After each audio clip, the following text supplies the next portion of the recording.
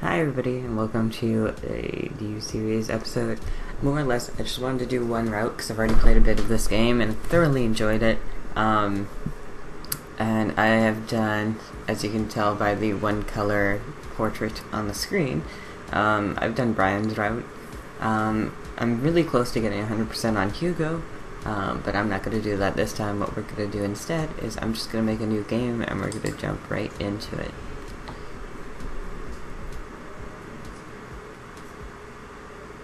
Good life advice to live by. I would.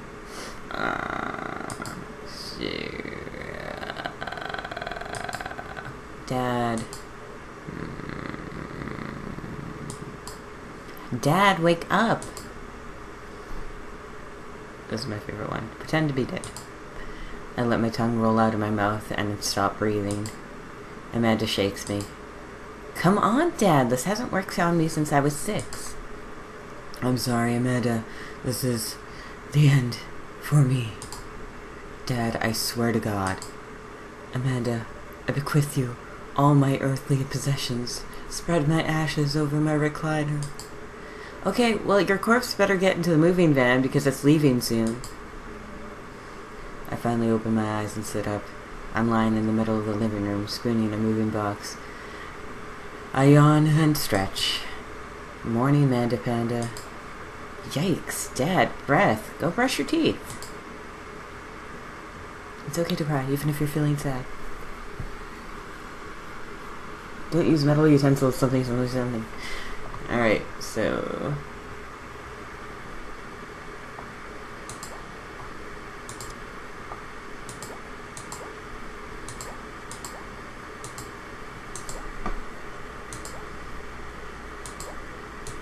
We personally have a handlebar mustache going on, but we don't talk about that. We're just gonna go with some straight up stubble.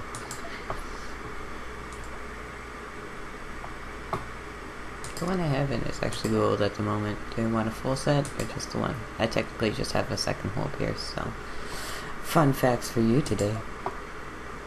No, we'll go with silver because I can't stand it and it's gold, even though mine's gold right now. God, that's terrible.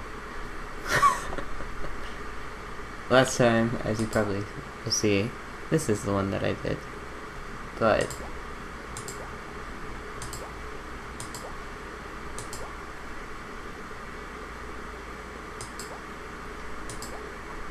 Can you just be... Oh my god, you can just be naked. That's hilarious.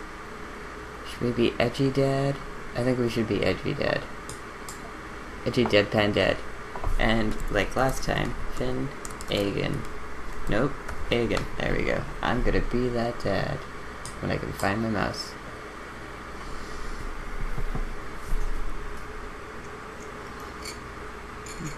I have my morning coffee. Did you fall asleep packing? I got most of it done, I think. Searching around the room, it looks like I did a pretty good job. Every box is sealed except for one. Wait, straggler. What's in it? Looking in the box, I see a bunch of old photos in little photo albums. Whoa, I haven't seen these in years.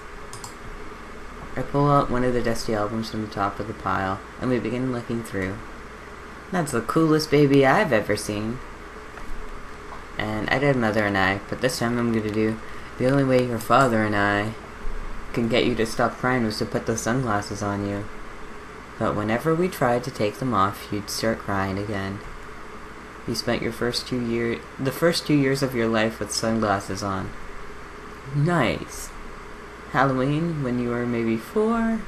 Oh my god, that dragon costume! You can decide between being a princess or a dragon, so you went with both. Princess Dragon. Why do I remember crying in that dragon costume? You saw yourself in the mirror and realized you're afraid of dragons. Seeing yourself inside the dragon's mouth was a realization of your greatest fear, I think. Right. Yep. Definitely repress that memory. And this was you in your horse phase. Dad, I believe you named that plush horse Sir Horsington the Brave. I don't think that was his... Amanda lunges for the photo, but I quickly snatch it away and hold it above her head with my superior dad arms. Nice try, but this is important blackmail for Nice try, but this is important blackmail for later down the road. Go ahead and try me. I've seen pictures of you and your ska band. Ouch, kid. The Communist Manifesto had a chance back in the day. I look off in the distance and reminisce about that rad horn section. Hey, it's Emma P. No, Dad, that's Emma R. I didn't meet Emma P until high school. Honey, I promise you wholeheartedly that I'll never stop mixing those two up. Dad, Emma R has been my friend since I was 7. Give it like a little bit of effort. Oh right, Emma P was the one who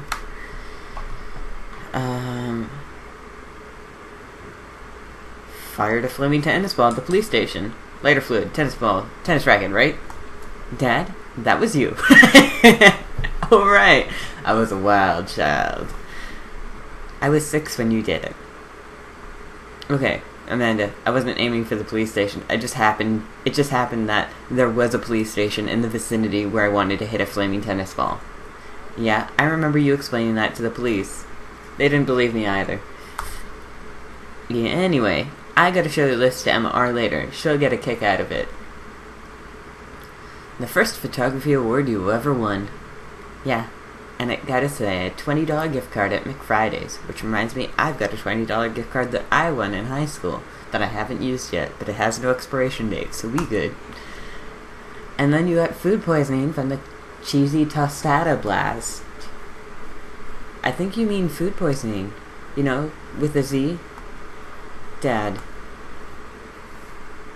I still can't drive past McFriday's without gagging. Still proud of you, though. Amanda reaches down into the box and pulls out one last photo. Neither of us say a word. We stare at the photo for a long moment.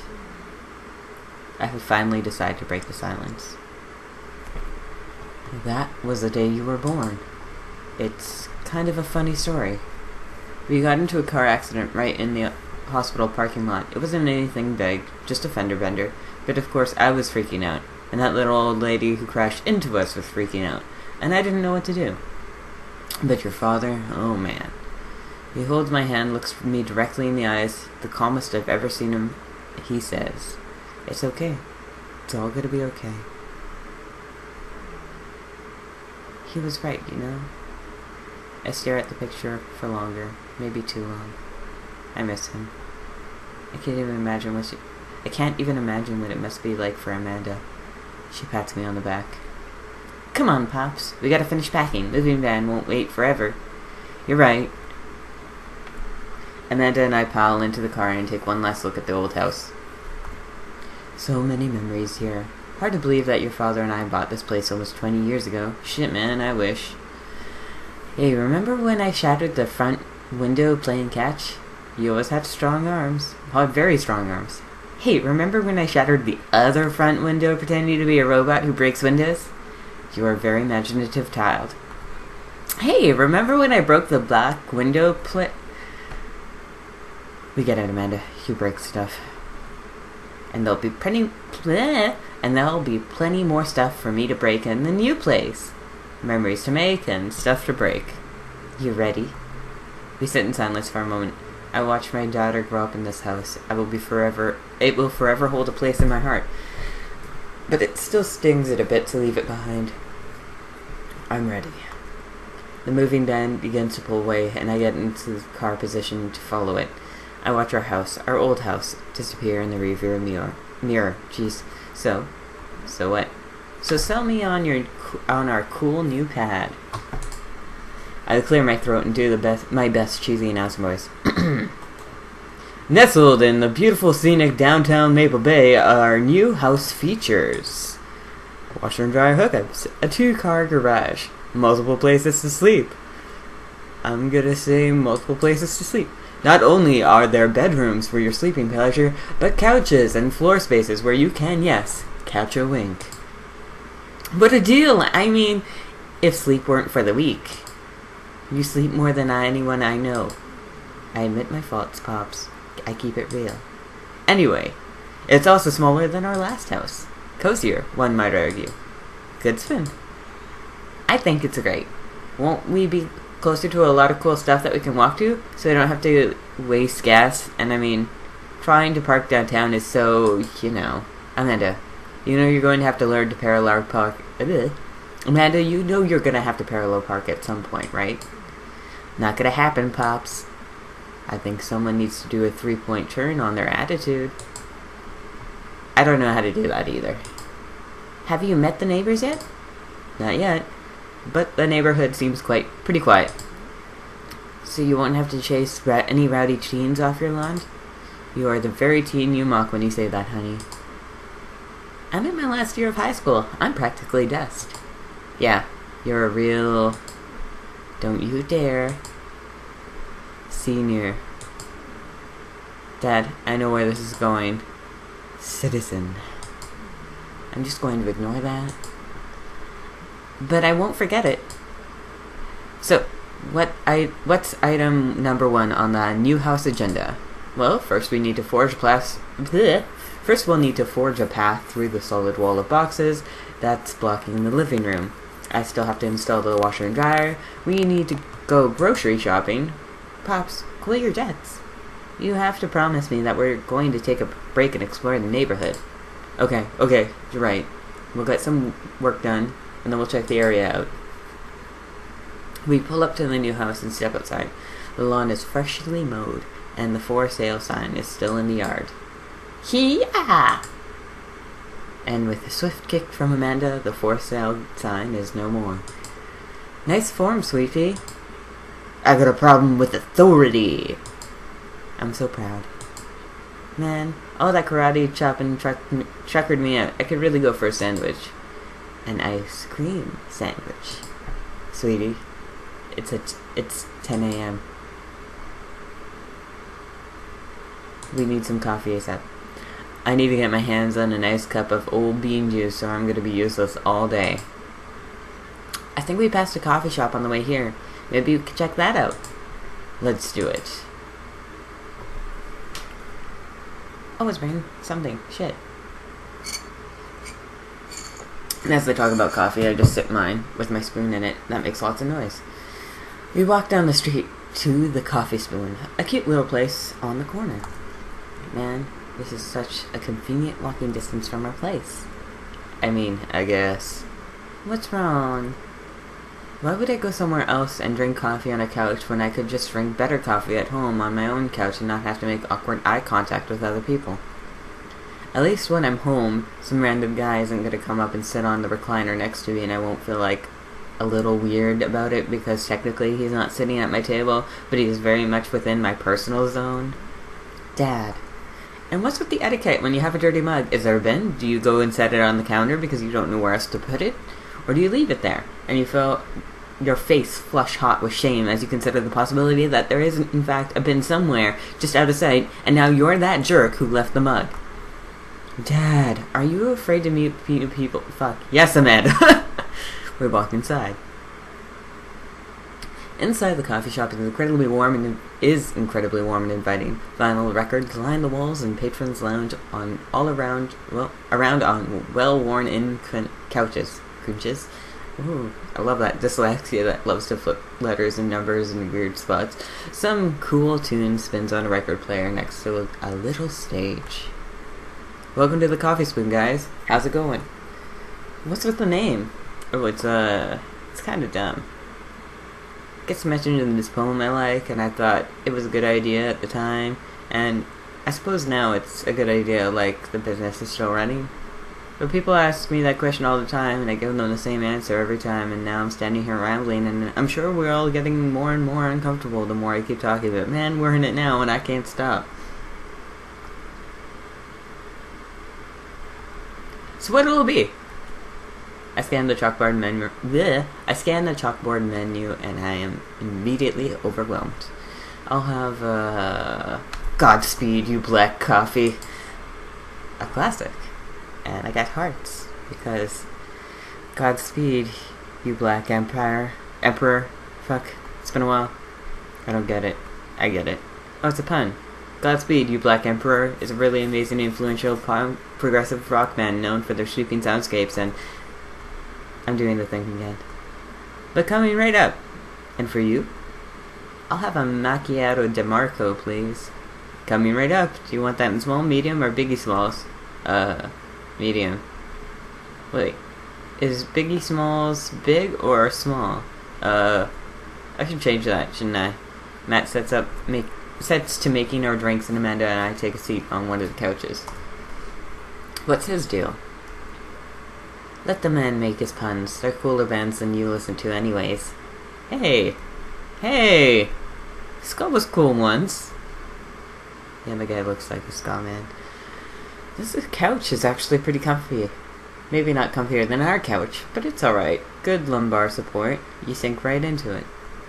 Okay, comfier than our couch. Amanda nudges me. This place is right next to our house, and that guy seems not only cool, but just as uncomfortable with talking to other people as you are. You should totally become friends with him. I don't know. Come on, what do we say about needing new people? I can't meet new people if I always stay inside and also don't go outside and also don't talk to people. See? We're making progress. Matt sets our drinks down at the table, and I immediately burn the roof of my mouth. Good one. Hi. We're new in the neighborhood. I'm Amanda, and this is my dad, Finn. Oh, right on. Pleased to meet you both. I'm just gonna set that down on my thing. Oh, you gotta come by when my daughter's hanging around the shop. You two may get along. Cool. Yeah, I'm sure we'll come in from time to time. Sorry, I need my coffee too. Amanda kicks my leg from under the table. I'm sure we'll be in here a lot. You know what? Let me grab you guys, get your guys' opinion on something. Matt goes into the back and comes out with a fresh plate of something that smells amazing. I'm working on a new banana bread recipe. I need help coming up with a name for it. Well, I think we're gonna have to taste test it first so we can get the full flavor profile of, and I really appreciate the flavor sensations of Amanda Nunn's vigorously. She knows this game. Yeah, we need to give that nana bread a taste if you want us doing free creative labor, and I think that would consumerate with I taught her well. I've trained her for this day. I was just gonna give you guys free banana bread anyways. Right, yes, that. Matt serves us each a piece, and Amanda and I happily chow down. This is amazing. Thanks. The secret ingredient is bananas. So, any ideas? I'm stumped. Well, I think I might not only be able to give you dad band puns, but also give it a shot.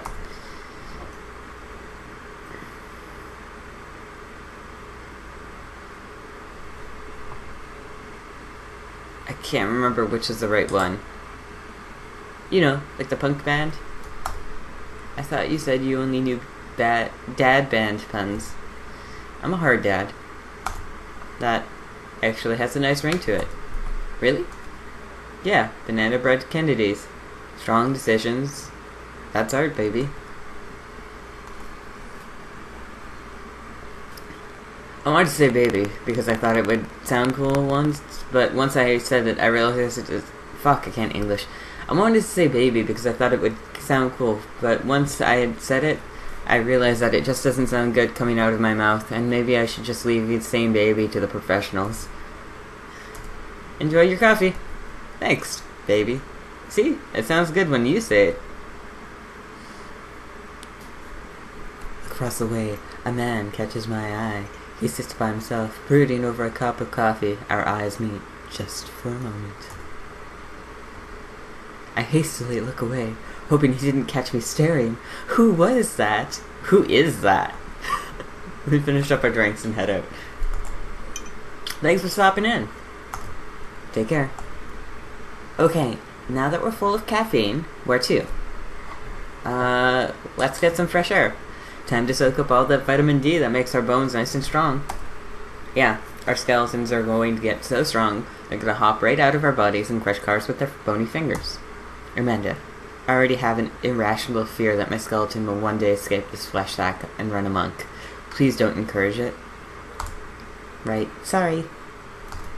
To the park.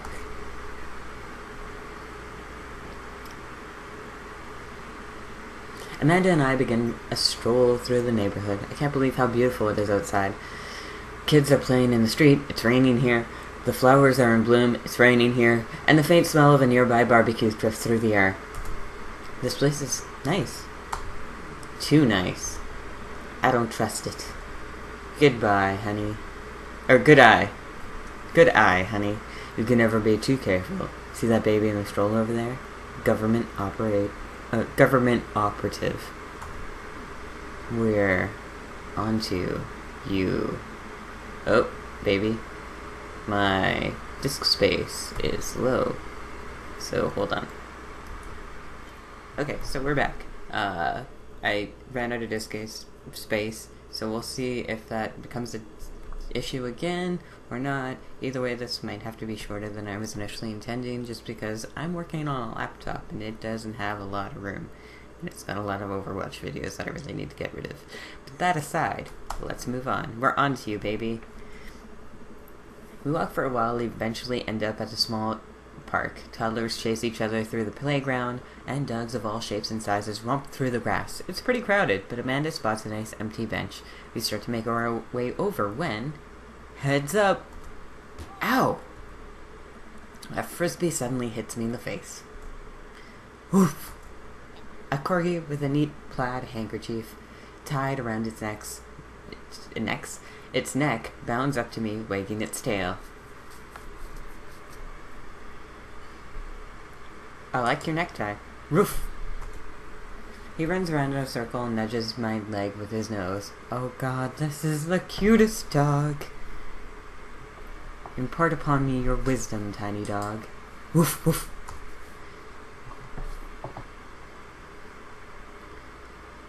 How long do I have left? Grrr. What's that? I'm already too late? My fate was predetermined for me long ago? I have no real agency in this cruel lifetime? Ruff, ruff. You're right. I am the master of my domain, for fate is unknowable. Thank you, wise dog. As my voice cracks. Arf! You definitely could have caught that. A guy in a Hawaiian shirt jogs over and takes the frisbee from me. You know, I can English so good. You know, frisbees are traditionally caught with your hands, not your face. I'll catch it with my teeth next time. You caught me off guard on this round. Not again. Not ever again. Ha! I'm just messing with you. I'm Brian, by the way. See, this is why I got off with him right away. I'm Finn, and this is my daughter, Amanda. I look over at Amanda, not only to find her sitting on the ground rubbing the dog's tummy. Oh, only to find her sitting on the ground rubbing the dog's tummy. Hi. Your dog's cool. Ah, old Maxwell sure loves the attention. It's great to see another father and daughter out here on such a sunny day. Where's yours? Brian gestures over to a grassy knoll where a young girl sits on a checkered blanket. She's reading a book bigger than her head. She puts it down and heads over to us. This is Daisy. She's reading the brothers Karamazov. Her teacher tells me she has the reading comprehension skills of a high schooler. How old is she? 10! She's a precarious little youngster. Whoa! My dad instinct kicks in. I must brag about my child's accomplishments. Oh no, it's happening. Brian, go on, Daisy. Tell him about yourself. That's my girl. Amanda, get in there. Okay. Let's start this up. I have to use my mouse, so sorry about the clicking. No, I'm gonna click this. Daughter. Can't switch daughters. Amanda is your only daughter. I wonder what happens. I haven't clicked flee, but I also... Yeah, we'll start off strong. Amanda here just recently won a local photography award. Wow, congratulations! Brian loses 10 HP. Daisy actually just won a statewide poetry contest. You lose 15. 15 because she got better. Last week on Pravda, Unprompted, Amanda helped an old woman with her grocery bags. It's extra powerful. Brian loses 20 HP. Daisy just started a weekly chess club at her elementary school computer lab. She's the president too, of course. Dang, my high school doesn't have a chess club or a computer lab. You lose 10 HP. So we're tied. No, I'm winning. Haha, second. Let's, it kicked me out for some reason. Alright. Amanda's in all the honors classes this semester. Brian loses 10 HP. Oh, really? I'm actually talking to Daisy's teachers about having her skip a grade. Even Amanda kind of bristles at that one. You lose 20 HP. Ooh, okay. Now it's time for... I can't remember. I think it's... Child art? I feel like child art was the one that was really beneficial. We'll try it. You unfurl your wallet to reveal a tiny copy of a drawing of cornucopia Amanda did in first grade. Cute! It isn't very impressive, but Amanda genuinely appreciates you holding on to it. Brian loses 10 HP. You regain... Funny, I can English. Daisy sold enough candy bars this year to get top prize, a canoe. Daisy, we're taking it out next weekend.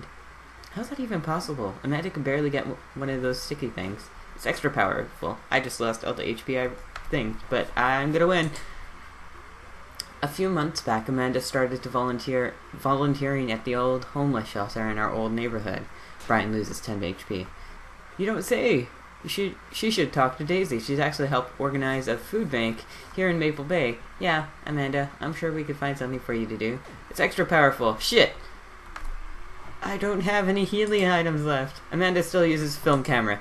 Wow, most kids her age probably have no idea how. Hell, I'm not even sure I know how.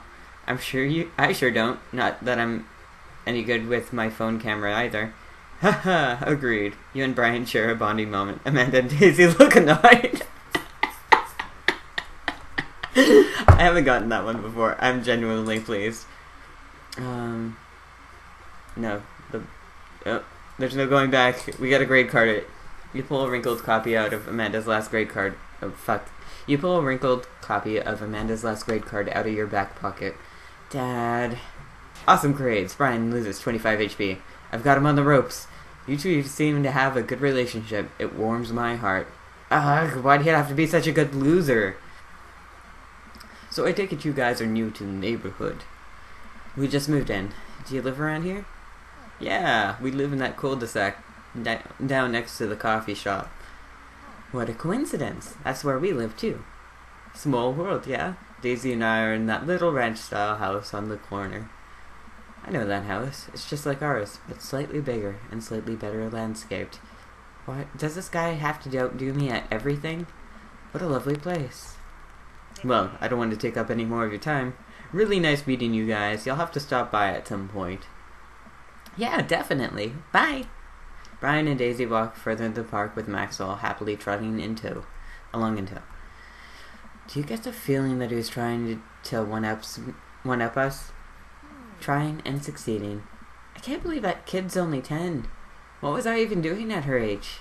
I believe you had a bit of a thing for horses. Shame that didn't pan out. Could have majored in comparative horse studies. It's not too late to minor in horse creative writing. Too close to the truth, Dad. Let us never speak of the fantastic adventures of Sir Horsington the Brave, an epic in 7 parts by Amanda Agan. We laugh off the horse epic and walk around the park a bit more, enjoying the day. Let's go unpack. We should head home. I'm gonna need 4 hours minimum to figure out how to build my new bed, and I'd like not to sleep on the floor tonight. I haven't gotten the dialogue about the horses either. That was pretty good. I appreciate. Oh, I'm out of coffee. No.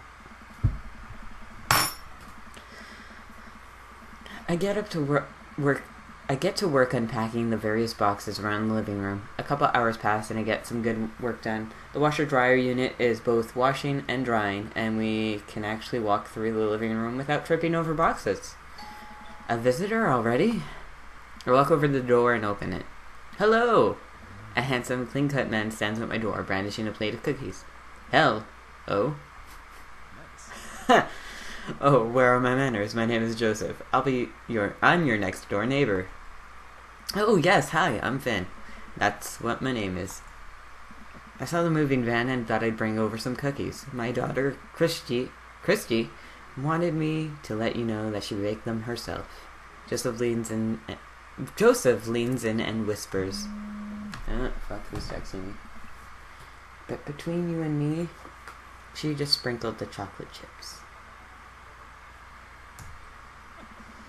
We both share a laugh. Kids, right? Wow, cookies! Huh?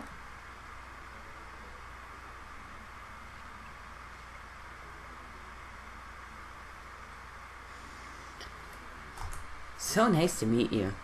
Joseph hands her the plate of cookies with a smile. Well, thanks for the cookies. Amanda disappears with the cookies. Naturally. I'm gonna get a lot more buzzing going on soon. Amanda, come back. And she's gone. That's my daughter. Her name is Amanda. She's a charmer. Daughters are tough. Sons are also tough. Children in general are just tough. I hear that. I mean, there'd have to be something wrong with you to try and raise more than 2. I have 4 kids. What have you done? Oh, I meant, don't worry, you didn't mean to be rude. Oh no, this is the first neighbor I met. Well, technically not. And my social life is already in tailspin. I wonder if it's too late to move again. Yeah, okay. Is the missus around? Mister, actually. And no, not anymore. He died. Oh, I'm sorry for your loss. Oh no, it's alright. Wow, this is uncomfortable. We stand quietly for a moment, acutely aware of how awkward we've made things. We've both made things. I'm sorry, can you close the door real quick? I look at Joseph quizzically, but comply. After a second, I hear a knock on the door. Opening it, I see Joseph standing there with a huge smile. Hey, I'm your new neighbor, Joseph. I promise not to talk about your dead spouse this time. I'm throwing a barbecue for our cul-de-sac because I love for you to come by and want to meet the rest of the neighbors in our community. What do you say, pal? That sounds great. My daughter Amanda and I would love to stop by. Also, 4 kids is a perfectly normal amount of children to have. We shake hands and seal the deal. Well, neighbor, I'll see you at 3 p.m. sharp on Saturday. Sure thing, neighbor. Joseph starts walking away, but stops to think for a second and turns around. Hey, in all seriousness, raising a kid on your own can't be easy. If you ever need to talk about stuff, I'm the youth minister at the church down the street. Oh, I don't know. I wouldn't really consider myself a youth. You look pretty young to me, but suit yourself. And with that, Joseph's gone. He seemed nice. Amanda walks back into the room, crumbs on her face and cookie in hand. That was the smoothest recover I've ever seen. I should be taking notes. See? You're already fitting in great. Where'd those cookies go? They're gone. I'm sorry. If it makes you feel any better, they weren't very good. So you ate them, all of them anyway. I guess that makes it break time. Any ideas? Joseph probably wants his plate back. I think we get a ton of good neighbor points if we just bring this back. We're gonna be the best neighbors in the whole cul-de-sac. We're gonna kick all the other neighbors' butts. With kindness. Amanda and I step outside. Shoot, I'm actually not sure which house this is. I hazard a guess. It's the big one with all the well-groomed blonde children sitting in the yard. Good eye, kid. And remember, we need to make a positive first impression here. Keep it light. I walk up to the kids and wave. Hey guys, is your dad around? They all just stare at us blankly. We just wanted to, return this nice plate, and thank you for the cookies. Jeez, these definitely are Joseph's kids. They all look exactly like him. They were really good. I mean, I heard they were good. I didn't get to eat any. I chuckle nervously. Well, okay. We're just gonna set this plate down on the ground real gentle and then back away slowly. Right, Dad? Right. That's what we're gonna do. The kids' eyes bore into us as we scurry away. I can feel their gaze on my back even as we approach the house. I need something to get my mind off those carbon copy kids. I need to rest my eyes. We've been awake for what, 3 hours? Something like that. And that's 3 hours too many.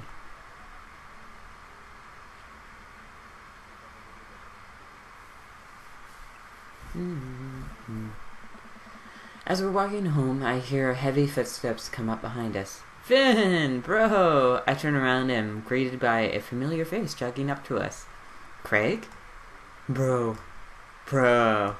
Holy. Wow. I haven't seen Craig in forever. It's been too long, dude. Yeah, wow. You look great. Yeah, I cleaned up my act. Cleaned up his act? Are you kidding me? He's ripped. Amanda, this is my friend Craig. We went to college together. We were roommates for a while, too. Amanda, dude, you probably don't remember me, but you're so big now. Hello, and hello, cute baby. Aw, thank you. The last time I saw you, I think you were about her size. This is River. Say hi, River. He picks up her tiny wrist and waves it around. River gurgles happily. Are you babysitting?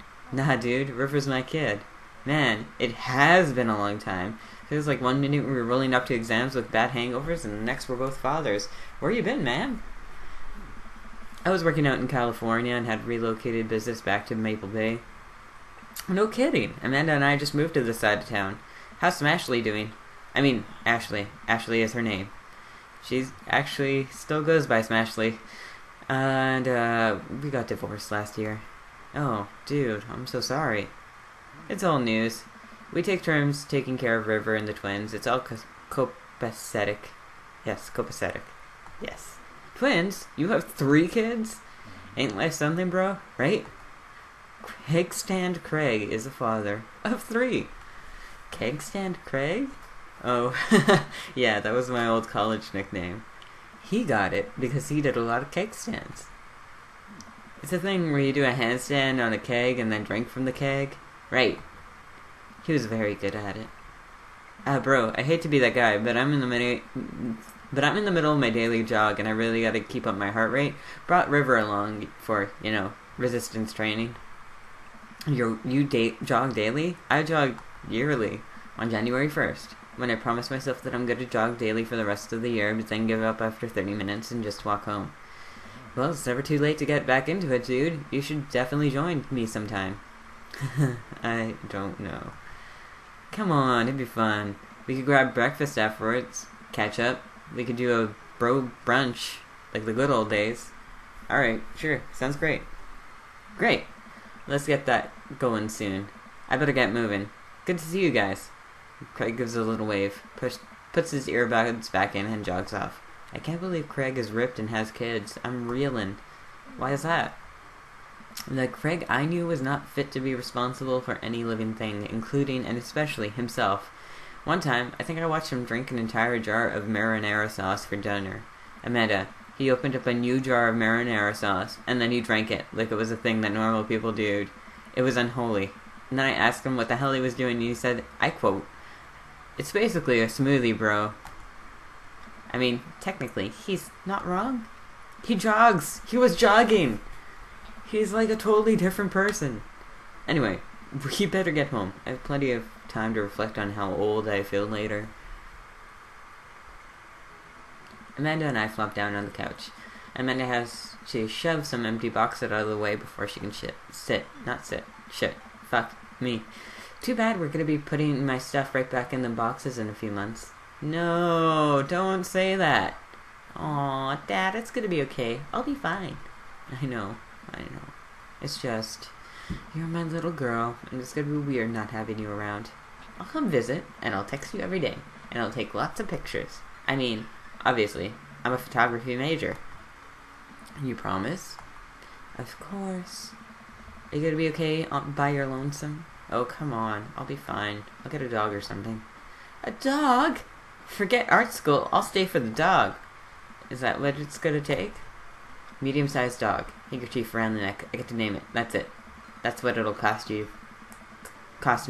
to give up on my dreams. I'm a woman of simple wants and needs. Well, a dog is a lot cheaper than college. Amanda laughs. Suddenly, a pile of envelopes slide through the mail slot. Speaking of college, Amanda darts over to the envelopes, shuffles through them, and then she pulls them out and throws the rest back on the floor.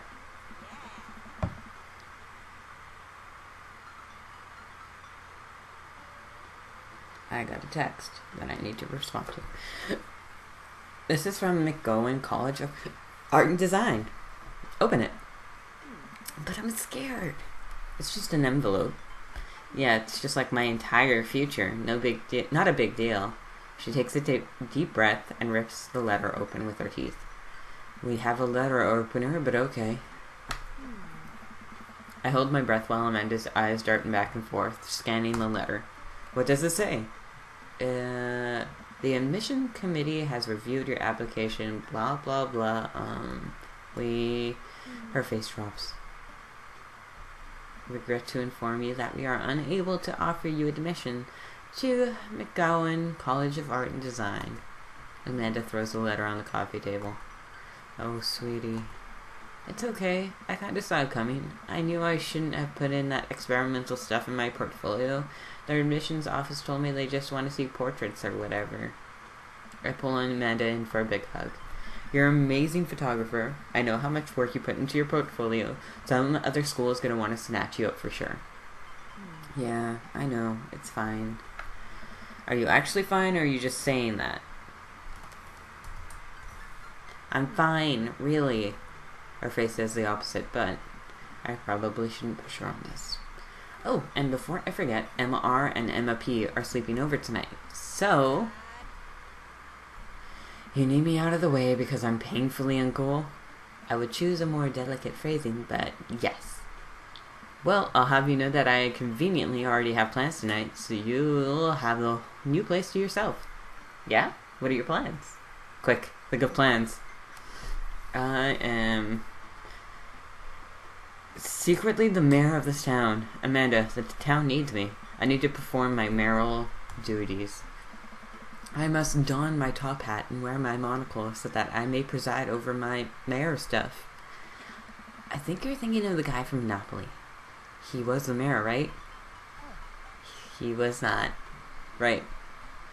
I'm just kidding. I'm actually going to go out and watch the game.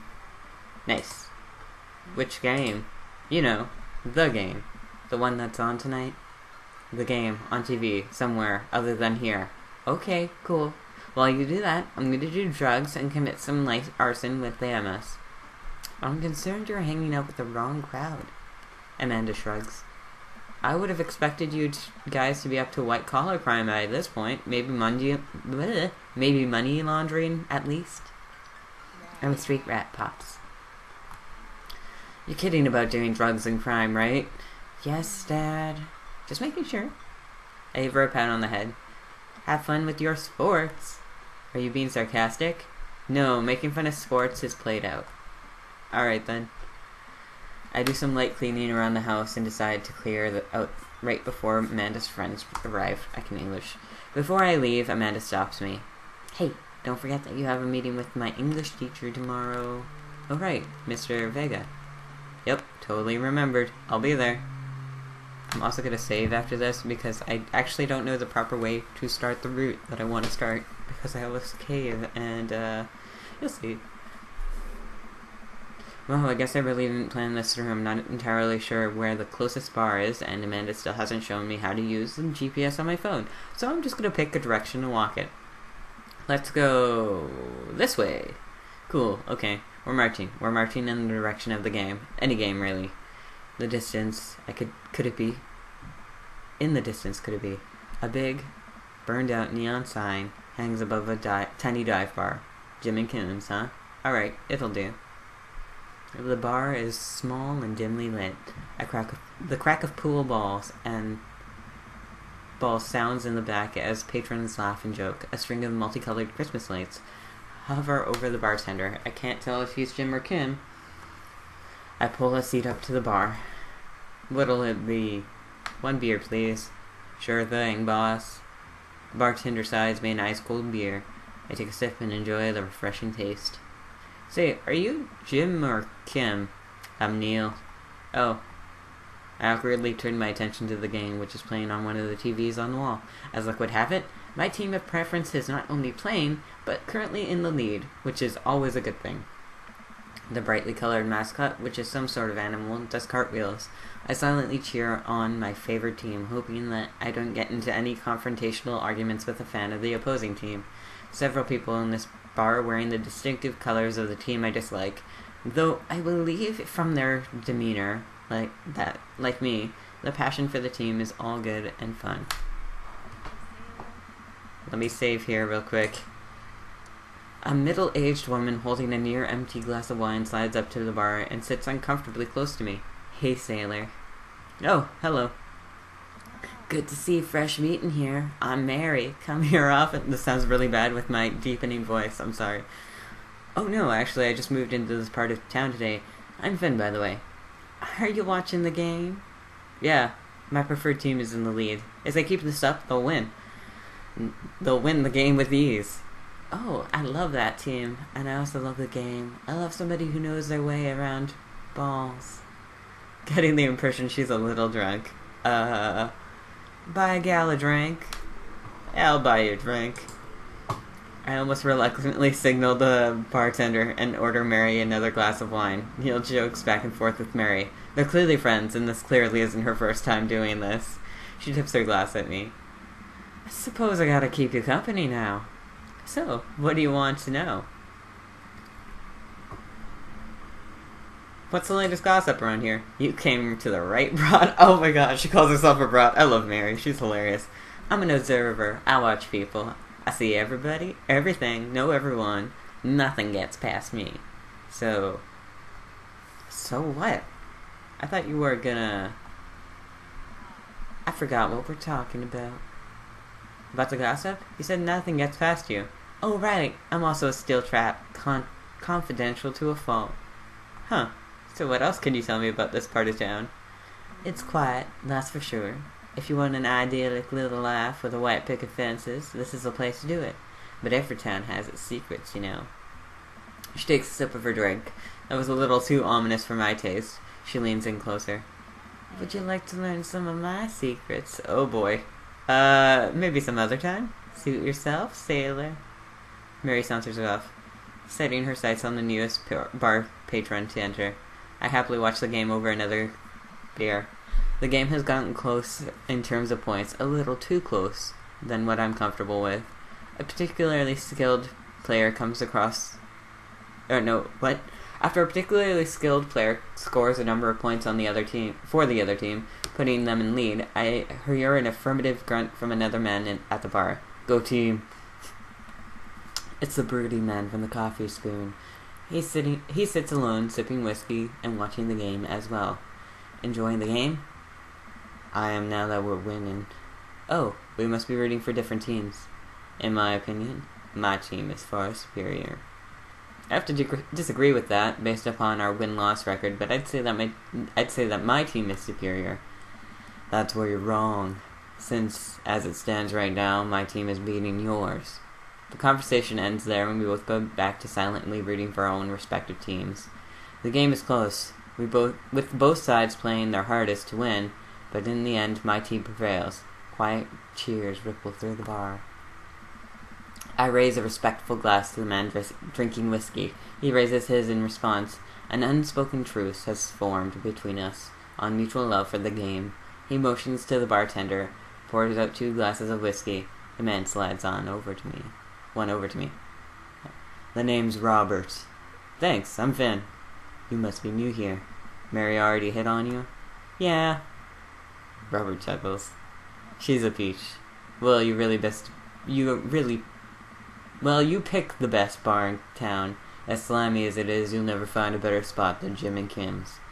Is there actually a Jim or Kim that runs this place? No, that'd be Neil. Neil waves from across the bar. Good guy, Neil.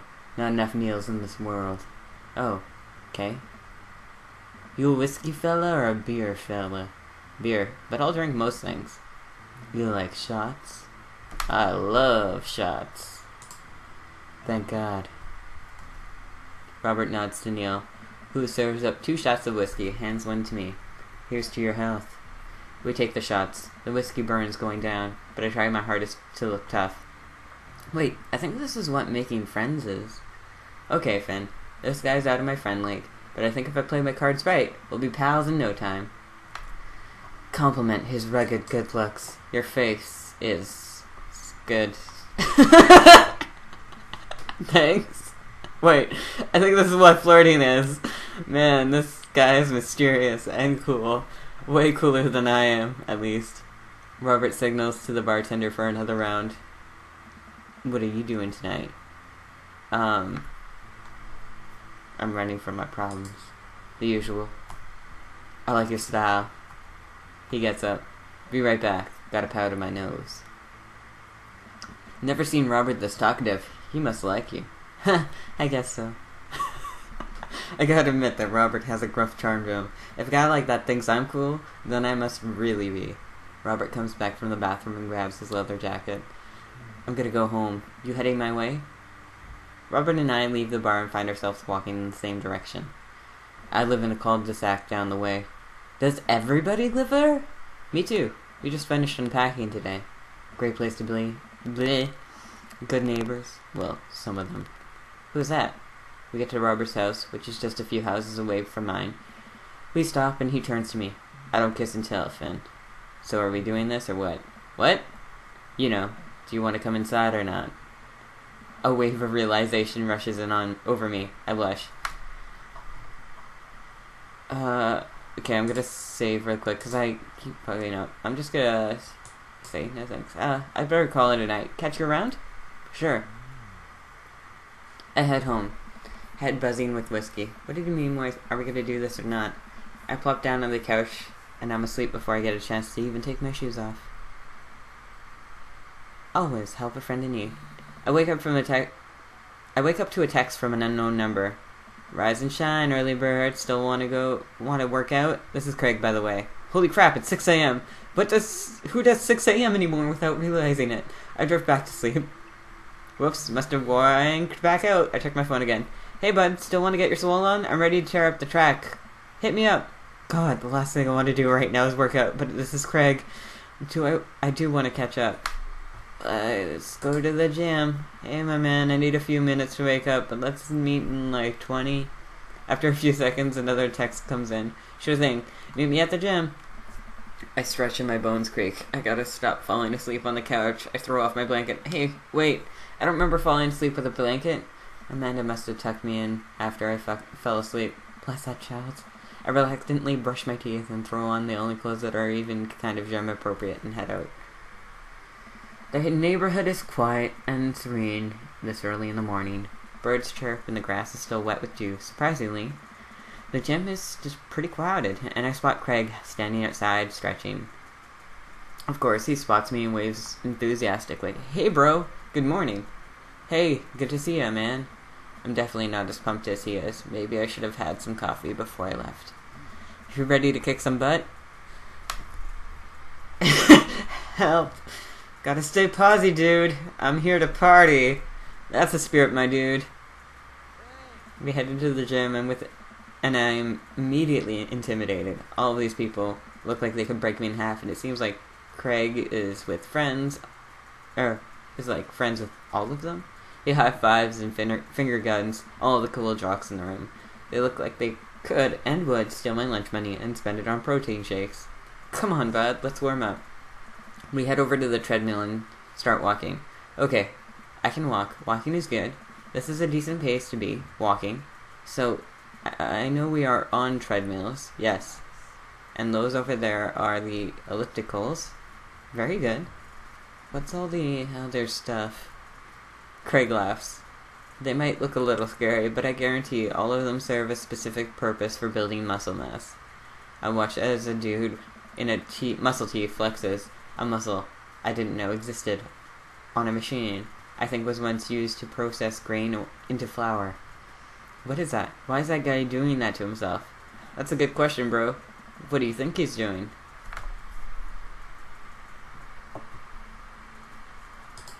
He's trying to make his thighs so strong he can crush people's skulls with them.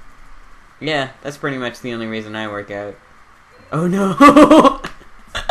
Craig is turning up the speed. I better do the same. How long have you been doing the buff thing? Couple of years. What do you do when you're not dadding or working or buffing? Oh, I coach my twin soccer softball team. That still counts as both dadding and buffing. I keep busy. What do you do for fun?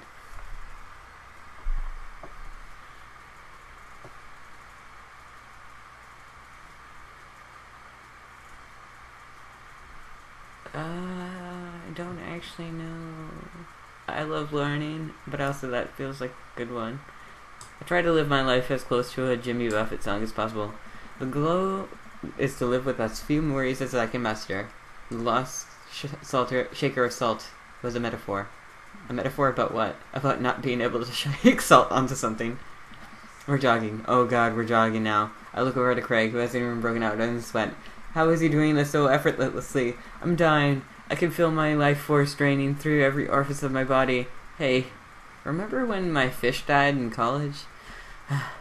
No, I don't like this story.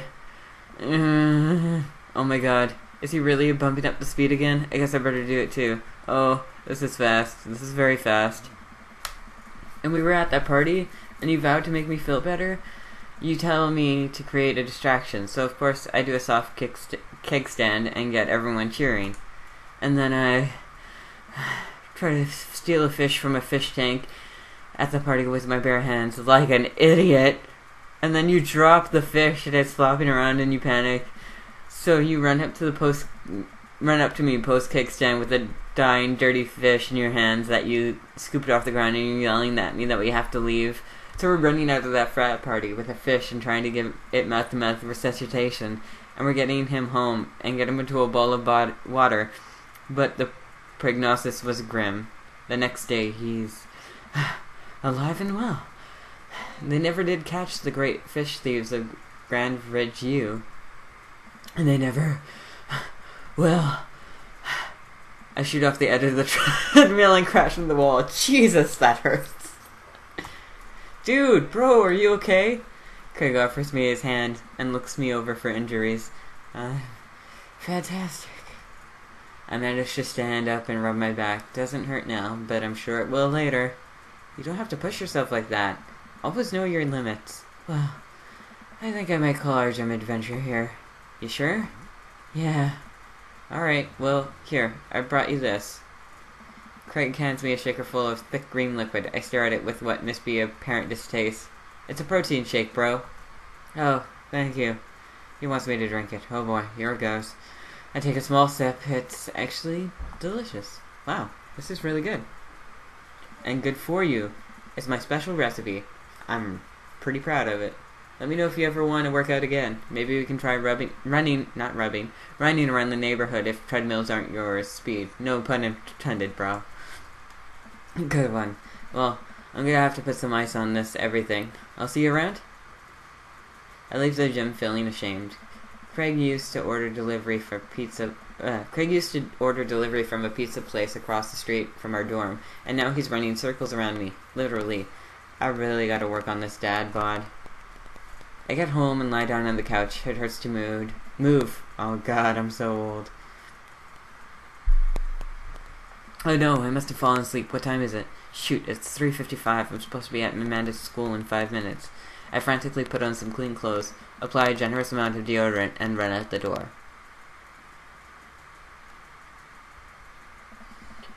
I arrive at Amanda's school and check at the front desk. They give me a bright orange visitor sticker and send me on my way. I'm barely awake and feeling pretty haggard, but hopefully nobody will notice. I check my watch and I'm relieved to see that I'm only 2 minutes late. Wait, was it room 103 or 108? I spot a youth standing at his locker and I approach him for help. Excuse me, do you know where Mr. Vega's classroom is? The youth turns to me and I look me up with heavy lined eyes. Come on, kid, I'm late for a meeting. Mr. Who? Mr. Vega. I don't know. Have you tried the exit? Okay, wise guy, are you gonna help me or not? Fine. Up those stairs and on the left. You can't miss him. I head up the stairs and walk around, unable to find Mr. Vega's class anywhere. After a couple minutes of searching, I head back downstairs. That punk youth, sent me on a wild goose chase. I get back down to where low-rent Gerard Way is standing, and fully ready to give him a piece of my mind, when suddenly a head pops up out of the classroom next to his locker. Lucien, don't you have a third period to get to? Fine, Mr. Vega. Wow. Now I'm officially 10 minutes late. I glare at him as he walks away. We're not cool. You must be Finn. This period's almost over. Do you mind waiting in the back? Mr. Vega leads me in, and I take a seat at one of the comically small student desks in the back. I might get stuck in this. Alright, where were we? Now, who can tell me about the unreliability of narrator and J.D. Salinger's Capture in the Rye? It's told from a very unique perspective.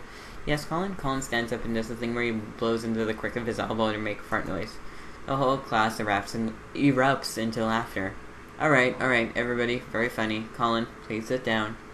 Now, Holden Caulfield is an unreliable... I'm getting to that point where I'm kind of drifting. There goes my phone. Holden Caulfield is an unreliable narrator in the sense that the bell for the end of the period rings. All the students immediately get up and make a break for the door. He tells them in the present, doesn't he? Rather than in a past tense or anything like that. Remember to do the reading and he also does it in a certain tense. Anyways, remember to do the reading and answer the response questions on page 194 in your textbook. Nobody's listening. Or not, I guess. Mr. Vega turns to me and sighs. Middle schoolers, right? Don't you teach high schoolers? Both. You know, budget cuts. Right. Thanks so much for coming in. No problem, Mr. Vega. Please, call me Hugo. I don't normally do these impromptu parent-teacher meetings, but I'm sure you know,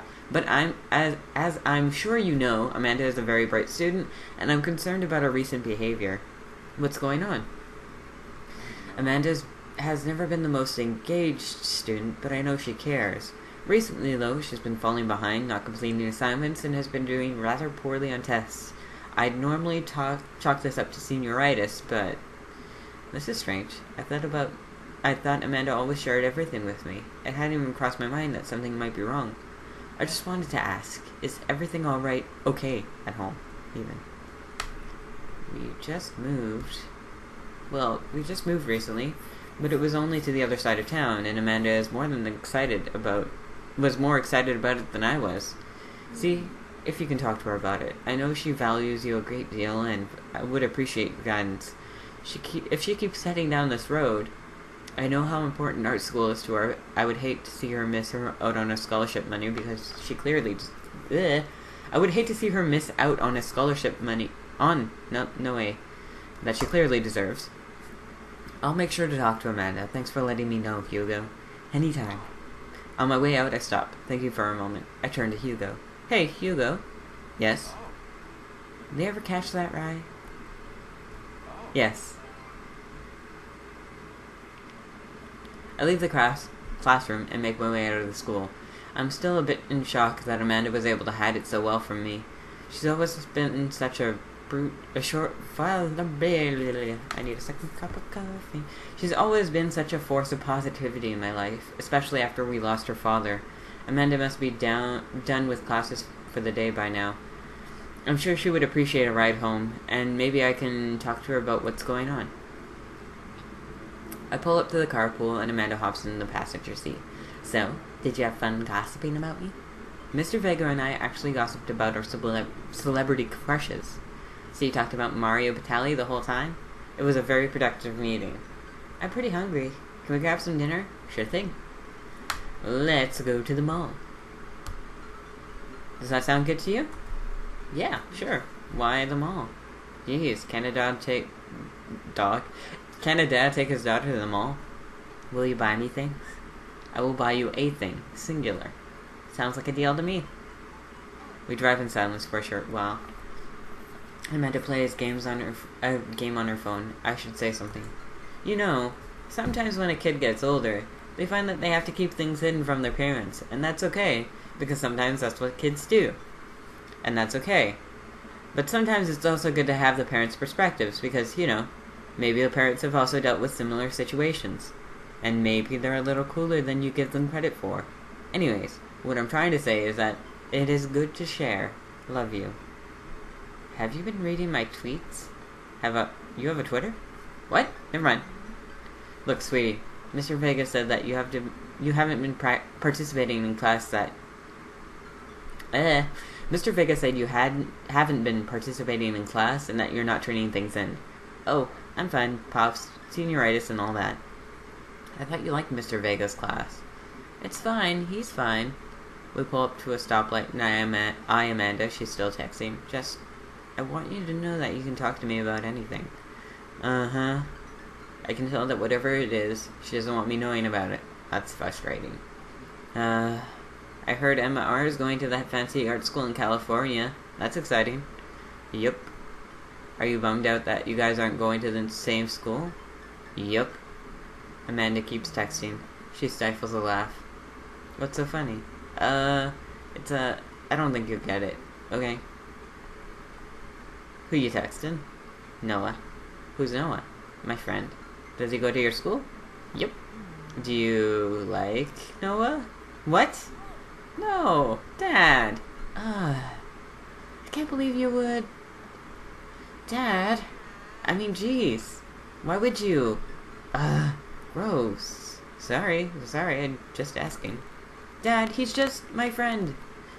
Guys and girls can be friends. He's my friend. Okay. Jeez. This is going well. Well, good talk. Love you, kiddo. She leans forward and turns up the radio. I guess that conversation is over. To the mall, then. It's never too early to invest in an IRA. We arrive at the mall, a big indoor shopping center with a couple different floors. It's kinda dead. That doesn't stop mall security guard from yelling at a group of loitering teens. Let's eat something disgusting for dinner. Hell yeah. Language, Missy. Heck yeah? Better. We approach the food court and evaluate our options. There's greasy restaurant after greasy restaurant. My heart burns just looking at the menus. Nobody looks happy to be here. What are you in the mood for? Bread dipped in sugar? Bread with cheese on it? Or do you just want to inject some fat directly into your bloodstream? I extend my hand to her. Would you do the honor of sharing some nachos? She takes my hand with a grin. It would make me the happiest, cheesiest girl alive. We order a giant pile of chips, and an unnaturally orange cheese from a very unauthentic and possibly stoned teenager. We take a seat at a rickety table and dig in. These are bad. These are very bad, but also strangely delicious. We have to eat through the pain. We enjoy the fluorescent cheesy goodness together until we are all out of nachos. Jesus. Nachos. So, something's been bothering me for a while. Can you explain memes to me? Which meme? All memes. Amanda sighs deeply and places her head in her hands. Dad, it's complicated. See, memes are like inside jokes shared by a bunch of people that get less funny the more that people do it. So the problem is that by the time the meme gets to you, Dad, all the youths have already done the joke to death. And what's worse is that movies and TVs and video games will try to jump in on the meme train, but just based on how long it takes to make them, the meme will be long dead by the time it comes out. So it just dates it, and it isn't funny. Oh shit, what up? Dad, please. Anyways, changing the subject. Where to now? Want to go to that goth store? What? You know, the one that's all black and tries to establish itself as anti-establishment, despite being the exact representation of the establishment. I don't know what story it is you're talking about. You know, the one where you could buy chain wallets and it's basically an assault on what people fought so hard against in the punk and hardcore movements of the 70s and 80s. Dude, you gotta be more specific. The one you threw up in that one time. Oh, that one. It's Hot Topic. Amanda runs into the store. Oh, I should actually... Settings. Can I go to settings from here? No, I can't. Shit. Alright. Amanda runs into the store with me trailing behind her. She makes a beeline for the back. There it is! You can see the outline, kinda. I'm so proud. Speech. Amanda. Speech, speech, speech, speech. Alright, I'll do it if you stop chanting. Amanda stops immediately. I'm gonna save right here real quick and just sort of stop my footage so I can edit one thing real quick. Amanda stops immediately. I clear my throat. Thank you all for joining us here today to commemorate an historic moment that would forever shape history. On a day very much like today, some 5 years ago, our very own Amanda Ann Egan had too much blue raspberry slushy on an outing to the mall.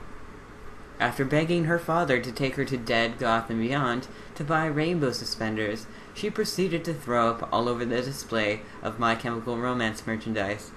Her loving father had then to pay for said merchandise, which to this day remains among our possessions. Thank you. Amanda's moved. She begins clapping, slow at first, then faster and more vigorously. Several other patrons turn their heads. One of them also starts clapping. I bow my head. Oh hey, chain wallets! While Amanda busies herself looking at Banties, I try to find something to do to interest myself. Not much for a dad to look at Dead, Goth, and Beyond.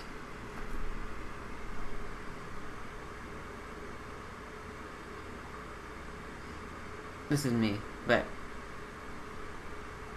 iconic mugs, Nana. I am stunningly stricken by existential fear. If there's only one number one dad, why are there so many mugs that say that? And the whole time, I thought I was the only one. If I'm not number one, where do I place on the global dad ranking charts? I have work to do. Look, this is very important to me. I overhear a stifled argument over the cash register. An older gentleman is carrying a garment and showing it to a bored-looking cashier with pink hair. I can see that. Don't know what to tell you, dude. I just work here. Listen, when I bought this online, the website said that this blouse was clearly Victorian-inspired. However, when I received it, it clearly held the trademark of Edwardian dressage. Do you want a coupon? I can give you a coupon. Will you leave it if I give you a coupon? Is our manager present? People have to know what they're buying. I am the manager. See? Well then, I see. Well then, it would seem I have outstayed my welcome. Good day, shopkeep. Your superiors will receive a strongly worded letter by post. Whatever, dude. The man whirls around and storms out, his literal coattails trailing behind him. I can't tell if they are Victorian-inspired or Edwardian in nature. Amanda trots up to me with a t-shirt in hand. Oh boy, here it comes. Hey, Dadtron, 5,000. Yes, I'll buy it for you. Wow, that was easy. Thanks. At least it's only one this time. Amanda plops the shirt onto the counter and grins at the cashier. I love your hair. The cashier says nothing and rings Amanda up. Radiating hatred, I hand her my 20. A 20. So what's that guy's deal? The cashier rolls her eyes so hard, I'm worried she'll pull something. That's Damien. He's in here all the time. He's obsessed with Victorian fashion or whatever. She hands Amanda her bag, and it clears the conversation is over. We make our way out of the store and head home to get some rest. Amanda and I sit on the couch, trying to figure out something to watch over bowls of ice cream. Oh, cool. Long Haul Paranoia Ice Road Ghost Truckers is on. Your favorite, right? Oh, hell yes. They have to make it over the Canadian tundra before the ice road melts. But also they're hunting ghosts. Also, the trucks are haunted. This is supernatural. This is an episode I've already seen, but it's one of the best. Callum and Flint Dogbone, the twin brother truck driving ghost hunting duo, find themselves on the greatest peril yet. Oh no! The ghosts have got control of the truck! I can't steer on them! They're damn ice roads! Oh, I can't... Why is that? Is that more hick? Them ice roads. Let's use this EVP meter to try and communicate with them spirits. Flint, we're about to die! Ah, I almost got it. If you listen carefully, it sounds like it's saying, you're going to die. That's because we are about to die, you... This is arts.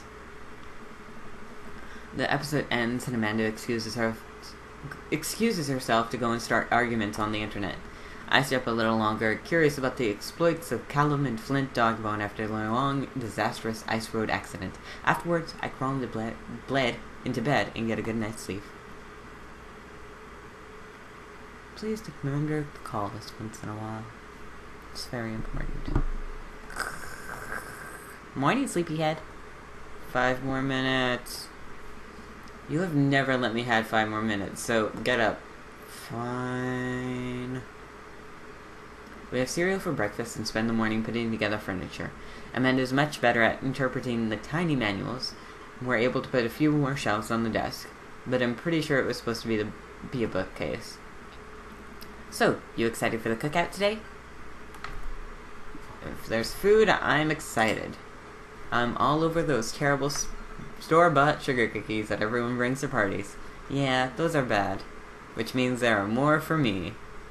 Don't you want to meet some people in the neighborhood? I'll probably end up standing uncomfortably in the corner with a plate of food and hope that nobody talks to me. Dad, you're a beautiful work in progress. We'll get that beautiful butterfly to emerge from the cocoon. The social butterfly. Well, better start getting ready. We definitely don't want to be late. What? No, we have to be fashionably late. Who knows who shows up to a cookout on time? You know what? We're going to early, just because you said that. I head to the door and Amanda reluctantly follows. We walk across the street to Joseph's house with a store-bought veggie plate. I'm a terrible cook if it doesn't involve a grill. I guess we're not as early as we thought we were. Joseph's backyard is already packed with people, and the smell of hot dog wafts through the air. Small children run through a sparkler, and adults chat in small clusters. I set a veggie plate down on the table next to the other 2 veggie plates. Huh. Hey, there's Joseph. I wave to get his attention. For a moment he sees us. He jogs over, arms open wide. Welcome! I'm so glad you 2 are here. And you brought veggies! Let me introduce you to my family. Kids, come over here. This is Chris, my eldest. Hi. This is Christian, and Christy. They're twins. They stare creepily and say nothing. And someone's obsessed with the Lord. Then there is, of course, our youngest, Krish. Wait, where's Krish? Maybe Mary put him in his crib. Oh no, it's a woman from the bar the other night. What's she doing here? Oh, and how could I forget my lovely wife, not Rife, Mary. Joseph pecks her on the cheek. She smiles. Mary, sweetheart, did you put Krish to bed? I'll have to go look for him. What? You'll have to... Joseph takes a moment to regain his composure. Mary, this is our new neighbor, Finn, and his daughter, Amanda. I shake your hand, but I have a glass of wine that I need to tend to. I love her. Nice to, meet you, Mary, for the first time. Charmed. Well, I have to go over there now. Mary leaves. Oh god, this is so awkward. I wonder if Joseph knows. I wonder if Mary knows that Joseph knows. I wonder if Joseph knows that Mary knows that I know. It takes all of my energy not to run away from the barbecue and start afresh in a new city. My wife has a wonderful sense of humor. But please, you 2, enjoy the barbecue. All the guests are excited to meet you. Amanda and I mill around and try some food spread out on the table. I pick some deviled eggs. Amanda grabs a small paper plate and immediately begins piling it with baked goods. Oh, I don't want to have to make friends. Come on, Dad. Who are you going to party with when I go off to school? But I don't want to have to do pleasantries. Dad. They're going to talk about the weather. Dad, go do it. Make a friend. But how could I possibly abandon my only child at a social function? That's bad parenting. That plate of cookies is my new dad. Bye. Amanda shoves me in the center of the yard. Well, here goes nothing. Look around at the party. And I was very pleased to see some familiar faces. Isn't that the barista from the Coffee Spoon? Didn't I meet that guy at the bar? Didn't that guy throw a frisbee at my head? Is that the guy who was throwing a fit in the Dead Goth and Beyond? Isn't that Amanda's teacher? Hey, I know Craig. But wait a second. All these people live in our cul-de-sac. That can't be right. I better go investigate. Let's talk to Robert and Brian first. And really abrupt end because I realized I wasn't recording anymore, even though I was playing through the game. So I ran out of disk space is basically where this is going to end for now. And then once I get more disk space, then we'll resume. And I really want to do one particular route. So see you soon.